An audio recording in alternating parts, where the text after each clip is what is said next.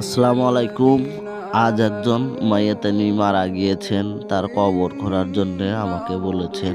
আমি শুধু একা না, আরো কয়েকজন আছে। তো নদীর মধ্যে এসেছি, দড়ি টেনে নৌকা পার হতে হয়।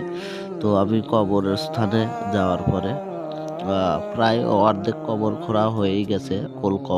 কোল কবরে একটু পরিশ্রম করতে হয়, ও চতুর্দিকে মিল করতে হয়, ভিতর দিকে খুঁড়ে যেতে হয়। তো এখন কবর খোঁড়া হয়ে গেছে।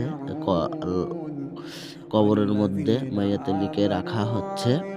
এরপরে আমরা মাটি দেব। মাটি দেওয়ার পরে এই যে আমরা এখন মাটি দিচ্ছি। মাটি দেওয়া শেষ। মাটি দেওয়া শেষ, কিন্তু এই যে এখন চতুর্পাশে খেজুরির ডাল গেড়ে দেওয়া হচ্ছে।